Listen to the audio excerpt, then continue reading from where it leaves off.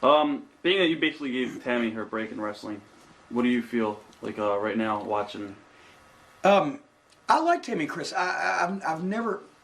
Tammy, before she left the WWF, and she knows this, she was being a real bitch to me.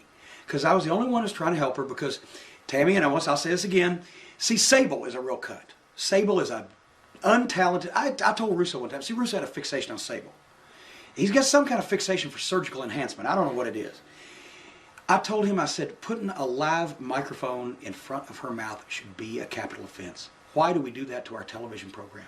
And can it be any worse? Please, what is? She stands there, she wears great t-shirts. Let her model. She can't sing, she can't dance, she can't act, she can't speak. She can't even fucking act like she's goddamn breathing. But she was real nice and laid back and very ladylike in the locker room and politically. And so she's an undercover cunt. Tammy, God bless her, from day one was an out front cunt. She's a bitch and everybody knows it. She admits it. She's a whiny little, spoiled little bitch. But I like her. And you know what? She has a ton of talent. She had so much talent. She has so much talent. And the reason I started using her is because I always want to use Candido. I've met him working for Dennis Corluzzo. I said, Chris, truthfully, and see, here's another thing. I actually have a moral discrepancy problem with having a guy move from New Jersey to Tennessee if I can't pay him enough money to pay his bills. So I told him for like 18 months, and he'll tell you this. Chris, when I can pay you enough money to make it worth your while, then I would love for you to come to Tennessee. But I'm not going to ask you to move from New Jersey. That's not fair to you. Then I got the idea, wait a minute. Instead of paying him a little, if I pay him a little and her a little, then they both together got enough. So I said, would you both like to come down? You be a wrestler, you be a manager. Yeah. Her first TV interview, gave it to her one time.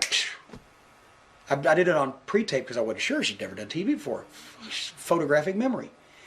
And then she started getting a little pizzazz. She started to get a little, and she's got personality. Not all that good. No. But no, she's outgoing. She was cocky. She was a great heel. She was whiny as a heel, and she was sexy as the WWF Sunny, and she's got energy, and she can do promos and blah, blah, blah. I would rather deal with the out front cunt that I know is going to be a bitch in certain circumstances. And she was a little bitchy to me right when she was leaving, and I was the only one who was on her side trying to help her, and I got pissed at her about that. But we talked and made up later on, and it wasn't even a makeup because it wasn't even a blow up. It was just like, well, okay, fuck you, sit over there if you're going to be fucking cranky, and I won't help you no more.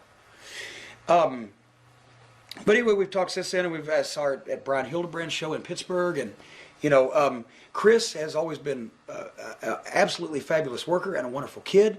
And I didn't even get hot at him for that deal where, you know, I sent the tapes up. He called me one day. I'll tell it in more detail for the people who don't know. All those millions. Say I'm not like Russo. I don't assume everybody hangs on my every movement. They track me on the internet. It's just certain law enforcement agencies. Chris called me one day and said, Paulie, we're getting started on this TNN or some national. He wants to do a special on Sunny. He wants to bring Sunny, you know, Tammy back. And can we have some of the old footage? And Chris, that's why I said, for you it's free. From Paulie I want like $2,000 or whatever, just some ridiculous figure. So he said, I'll check. He called me back and said he'll pay like $1,000. It's $1,200 or it's $1,000 or whatever the fucking case may be. I'm not lying. I can't remember exactly. It's been so long. Point is, I didn't fucking get it. So I said, he said he's got to have it overnight. See, everything is always an emergency with Paul. Everything, I see you starting to heave like you're holding back a belch. Everything's always an emergency. Everything's always got to be done now or overnight or whatever, because that way you don't have time to think. You don't have time to, wait a minute, now hold on a second. Let me just evaluate this. So no, get it out now. Once it's in his hands, then it ain't an emergency no more. So I send the tapes out, and I try to call Chris. I can't get a hold of him. Well, I've come to find out he's ducking me because guess what? He can't get Paul. And then the piece airs, and they only aired like 20 seconds or some ridiculously short amount of the old Smoky Mountain footage anyway. But there, this fucking subhuman, slimy bastard, Paulie, and you know what? That's what you are for doing that. He's supposed to be their friend. He's got her out there for the sake of ratings, crying about her family member that died and talking about a drug problem, and that did not do her any good. It didn't do her public image any good. I don't think it did her privately any good.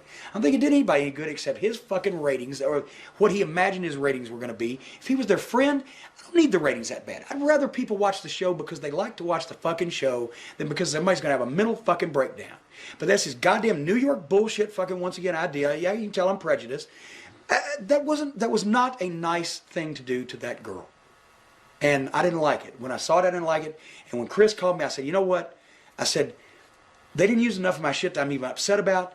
He made a deal with me, but it's like the other ones. You know, it didn't matter anyway.